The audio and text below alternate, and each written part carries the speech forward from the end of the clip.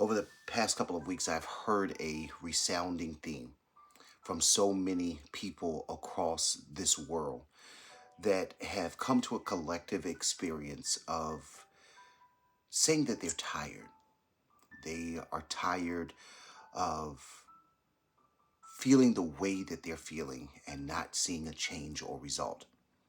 I have heard some even dare to say that they're tired of being good people, where it feels as though they consistently or continually do the right thing, and it seems as though there are no reactions that are subsequent to the right thing that they're doing that is relieving the pain or the pressure of what they're experiencing in this current moment.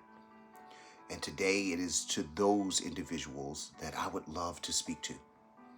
I would love to share with you because I believe that there are so many of us in that place today that we feel like I have been doing what I believed that I am supposed to do.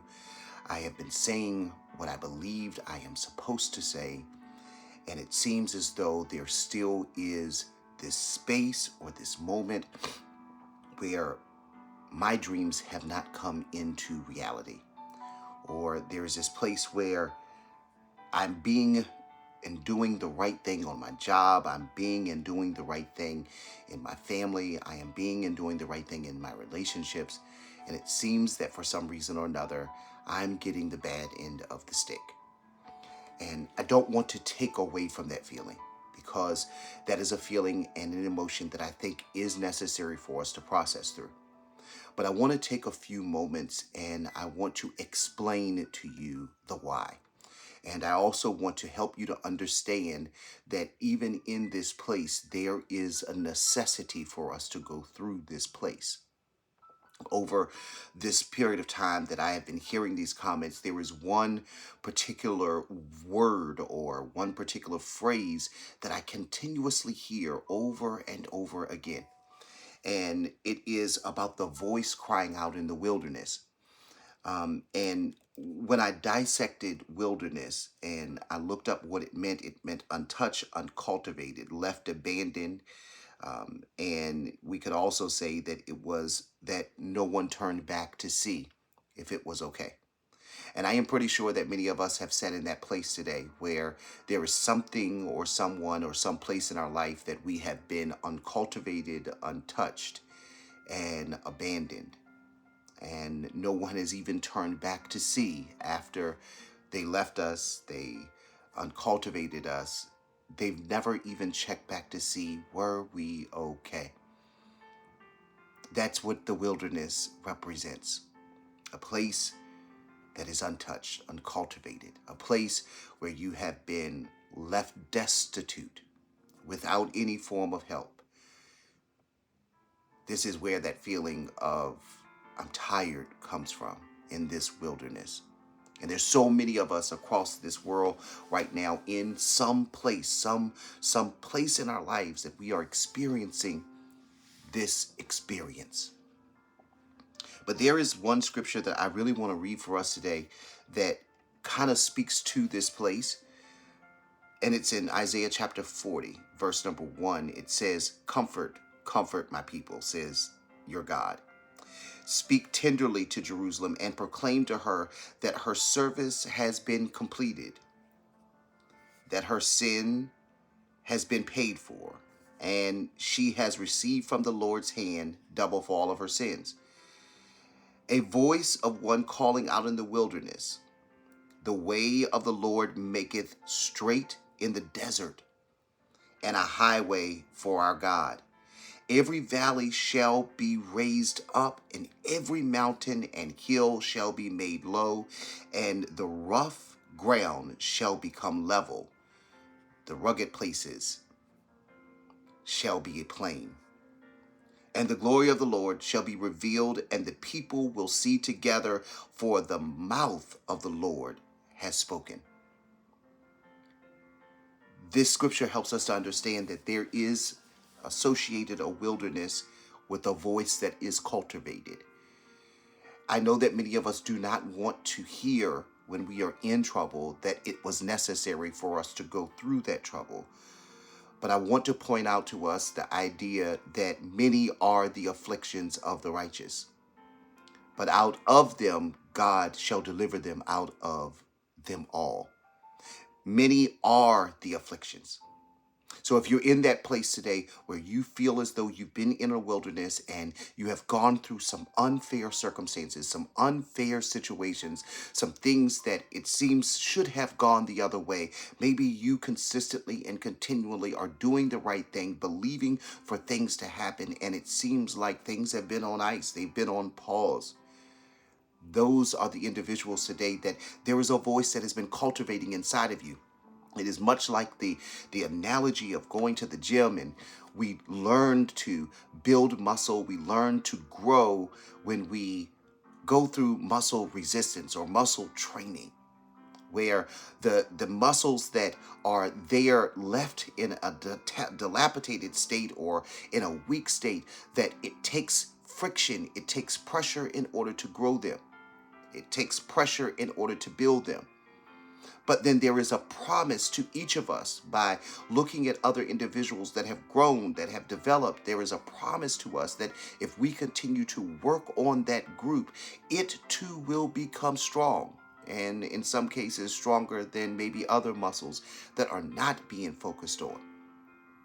So I guess my whole entire statement to you today is, if you have been this voice that's in the wilderness, if you have been one that has been trying with all of your might, whether it is to grow a business, whether it is to bring your family back together, whether it is to find the love of your life, whether it is to find the position, the job, or the career that you have been desiring, whether it is some work that you have been doing in your community, whether it is on social media that you feel as though you have been trying and you have found yourself to be uncultivated, you have found yourself to be untouched, you have found yourself to be unnoticed, then it is to you, those individuals that I am sharing with you, that it is what you are learning through the process of what you are going through that is actually building and developing the character inside of you.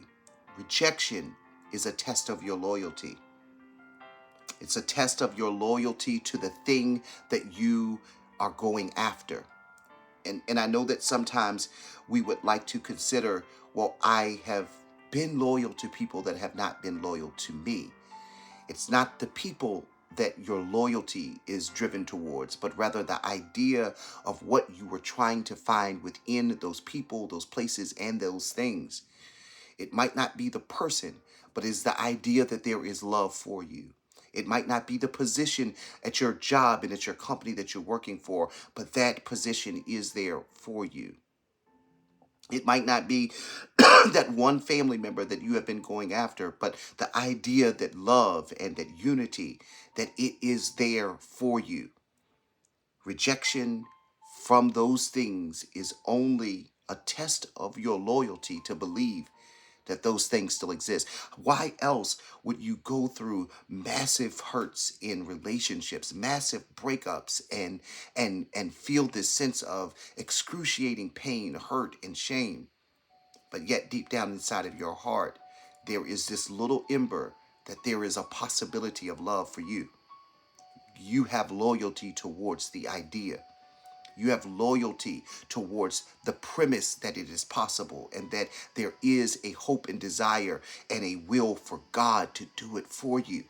It may just have been the wrong people. It may just be the wrong places. And so many times when we receive that point of rejection, we receive that point of rejection as a final towards our promises. It's not a final towards your promises.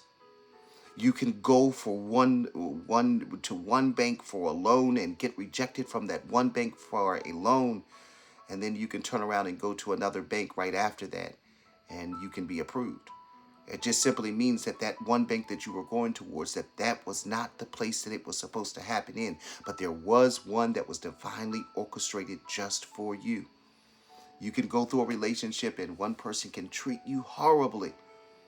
And you can look back at that relationship and you can see how you grew and how you developed in that time. Your eyes became open to things that you didn't know that people could do because it wasn't on the inside of you to do it.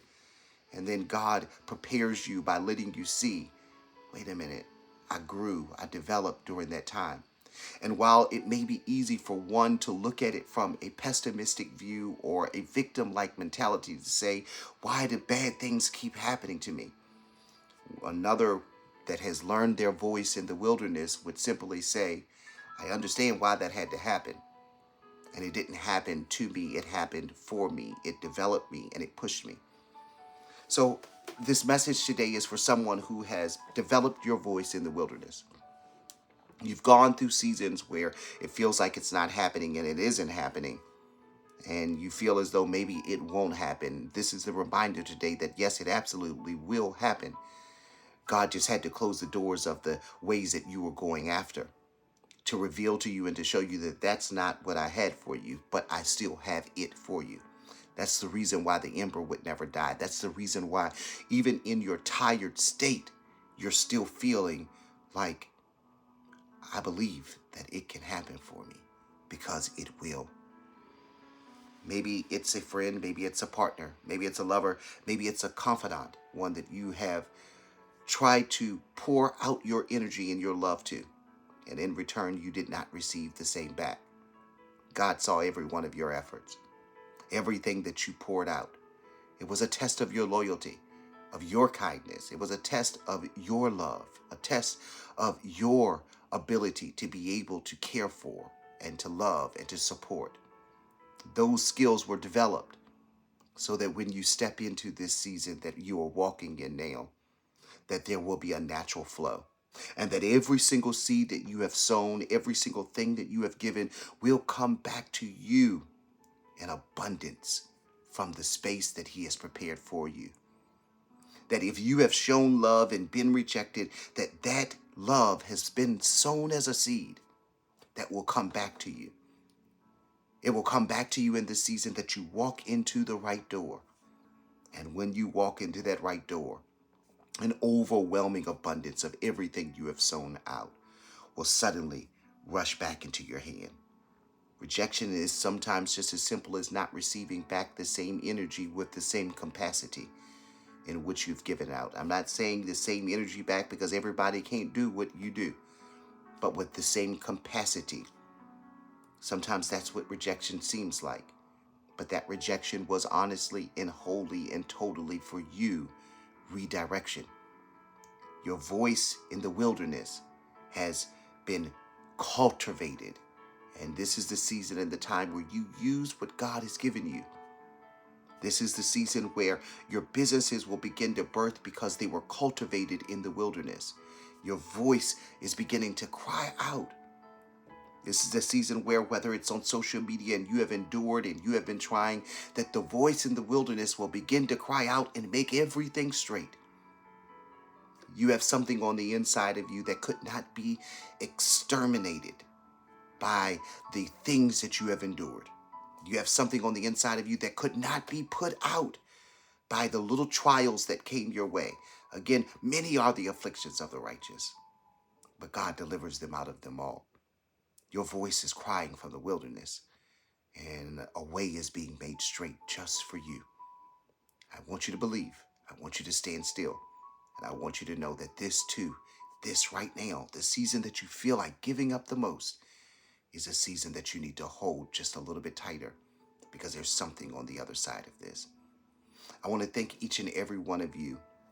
I am so excited today to be able to celebrate on Instagram. We are almost at 80, I think it's 86,000 followers. Thank you so much on Facebook for their over 101 or 102,000 followers. Thank you so much on TikTok. There are over 136,000 followers. I want to challenge you today to share this message with somebody. Consider subscribing also. Share it on YouTube as well. Thank you so much for building this family together. This is our hive. This is our hive where we are growing, we are developing, and we are encouraging one another. And we are pushing each other. Even in the moments where we feel our weakest, we're pushing one another to a level of greatness that has not been seen. Eyes have not seen, ears have not heard, nor has it entered into the heart of man what is being prepared for each and every one of us. And I am so grateful for you. Would you do me a favor today? Would you consider clicking on that link that is somewhere in the bio and giving into this, giving into and sowing into what is speaking into your life? Would you consider doing that today? There's a link right down in the bio and so many different various ways to give.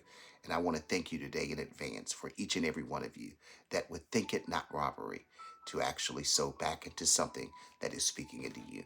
God bless you. We're going to have an amazing week this week, and I'm going to check in with you multiple times throughout this week just to make sure that we are on the right path. Let your voice cry out for them from the wilderness. You're going to see great things. God bless you, and I love you so very much. Have a wonderful Sunday and a wonderful week.